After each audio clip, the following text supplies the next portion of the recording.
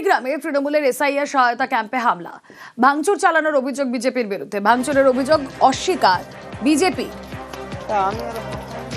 নন্দীগ্রামে তৃণমূলের এসআইআর সহায়তা ক্যাম্পে হামলা, কথা বলবো। সুজিত ভৌমিক রয়েছেন সঙ্গে। সুজিত, সহায়তার জন্য একটা ক্যাম্প, সেই ক্যাম্পে কারা ভাঙচুর চালালো?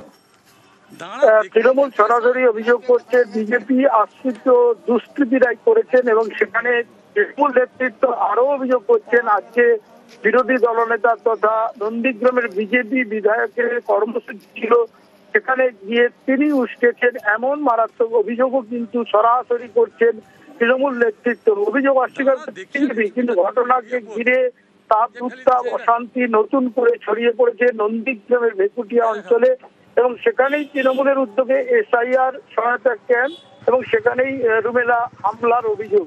হামলার অভিযোগ যাদের বিরুদ্ধে বিজেপি আশ্রিত দুষ্কৃতীদের বিরুদ্ধে, সেটা নিয়ে কিন্তু রাজনৈতিক চাপানোতর চলছে। এদিকে উত্তেজনা থাকায় পুলিশ যায়, টহলদারি যায় এবং চাপানোতরের মধ্যে বিজেপির অভিযোগ যে সদ্য নন্দীগ্রামের নতুন কমিটি, সাংগঠনিক কমিটি গঠন হয়েছে, সেখানেই গোষ্ঠীদ্বন্দ্ব দলীয় অস্বীকার করেছে বিজেপির তোলা অভিযোগকে এবং রুমেলা সরাসরি যে বিজেপি আশ্রিত দুষ্কৃতীরাই এই হামলা চালিয়েছে, ভাঙচুর চালিয়েছে।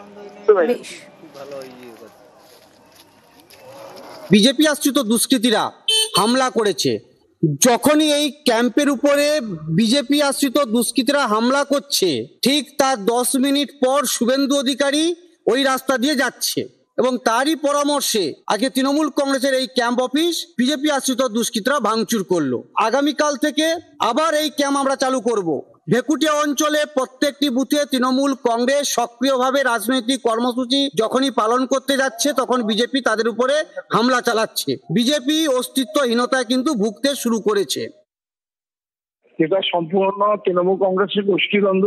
এরা কয়েকদিন আগে সাংগঠনিক ভাবে এদের কোনো সভাপতি নির্বাচন করতে পারেনি, কনভেনার করতে পারেনি। সাংগঠনিক ভাবে এরা ভীষণভাবে নিজেদের গোষ্ঠীদ্বন্দ্বে জর্জরিত।